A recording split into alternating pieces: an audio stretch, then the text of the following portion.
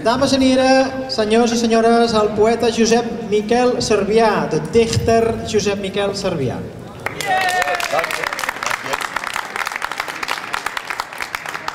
Benvolgudes compatriotes, benvolguts compatriotes, benvolgudes patriotes, benvolguts patriotes. Ja, echte dames en heren die van Catalonië houden. En primer lloc, permeteu-me expressar la meva satisfacció per ser amb vosaltres. En segon lloc, expressar la meva satisfacció per l'honor que em concedeix l'organització, per l'honor d'haver-me deixat participar en un dels actes més democràtics i més bonics que pot fer una persona, que és la consulta a la seva gent. Jo també voldria dir, abans que tot, felicitar, jo crec que ho faig a nivell personal, però crec que també represento el sentir de tot el col·lectiu que col·laborem avui, felicitar en aquest gran atles de l'organització, que és en Miquel, sense el qual això no seria com és.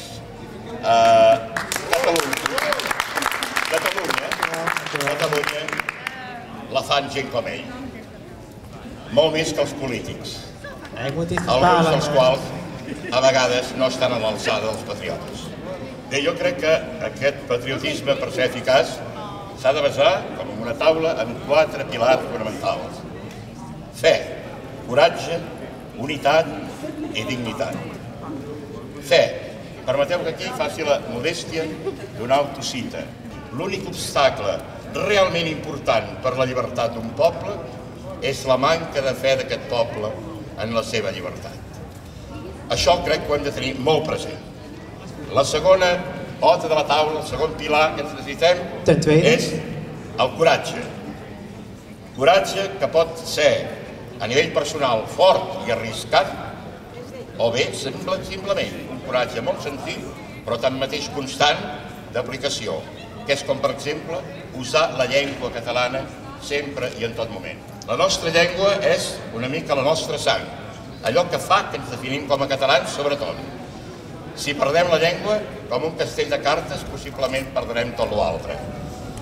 Hi havia un poeta del segle XIX, finals del segle XIX, poeta català, que es deia Francesc Mateu, que va fer un poema que més o menys deia: és un diàleg entre el geni dels destins que presenta la història i un poble vell demanant llibertat.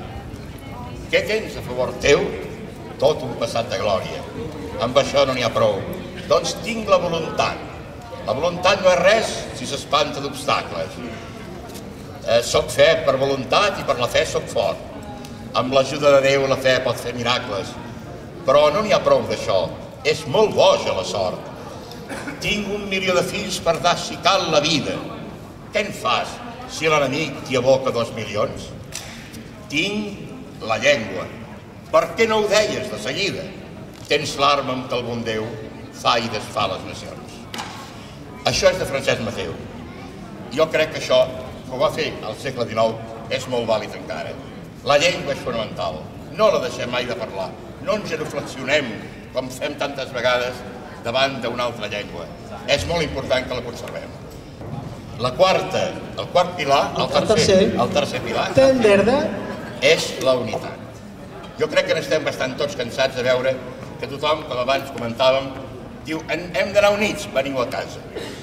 No, hem de trobar la fórmula perquè la unitat de lluita sigui realment autèntica. Si no, no farem res. Primer jo diria, si em permeteu una metàfora, que hem de fer l'Estat. Després ja veurem qui guanya el partit. I en quart lloc, la dignitat. Jo sempre penso que la nostra lluita nacional, que és de moltes generacions, la lluita d'alliberament nacional, és una mica com aquella carrera que fan uns quants atletes i que es passen el testimoni els uns als altres. Atletes que saben que han heretat, són un esgraó més, i que segurament no seran ells els que arribaran a la meta, però en canvi seran imprescindibles en la seva lluita per arribar a aquesta meta desitjada. Jo crec que el nostre pas, la nostra lluita, té projecte de futur i recolza en el passat de moltes generacions que han desitjat el mateix.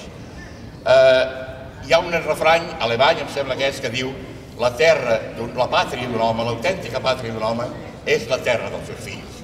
Aquesta terra de fills catalans, que segurament seran de diferents procedències, de diferents colors, de diferents nacionalitats que han vingut al nostre país, un exemple ben viu i ben exemplar, i perdoneu la redundància, dels quals és el nostre amic argentí, en Diego. Tants hi haurà, tants Diegos a Catalunya. En Salvador Espriu deia, són molts els homes i moltes les llengües, però convindran totes a un sol amor. L'amor a aquesta terra. I també m'emociona molt, per acabar, veure com el passat, la gent que ja no té un futur, diguem-ne, molt engrescador davant seu. Gent com, per exemple, l'Heribert Barrera, o gent com, per exemple, el doctor Brogi, que l'altre dia encara signaven i predicaven un manifest. Aquesta gent que segurament no té l'horitzó vital suficient com per veure aquest somni realitzat, i no obstant continua lluitant com si tinguessin 15 anys, 30 o 20. I sobre això, sobre aquesta realitat de ser un esgaró d'aquesta cadena, del que hem de projectar cap al futur i del que devem a tots els que ens han precedit, els patriotes que ens han precedit, és amb el que jo baso el poema que ara us llegiré. Cançó per un nou 11 de setembre. Sé, amic, que ens han colgat l'ideal sota terra, però ens cal tornar a lluitar. Sé que els déus de la nit ens han estafat l'alba, però ens cal tornar a lluitar.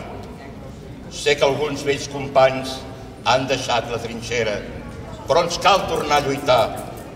Sé que tot és confús i que ells són els de sempre, però ens cal tornar a lluitar. Sé que et sents foraster dintre la pròpia terra, però ens cal tornar a lluitar. Sé que estàs molt cansat i creus vana l'espera, però ens cal tornar a lluitar, perquè molts catalans, ja dormits en la història, ens criden dignitat.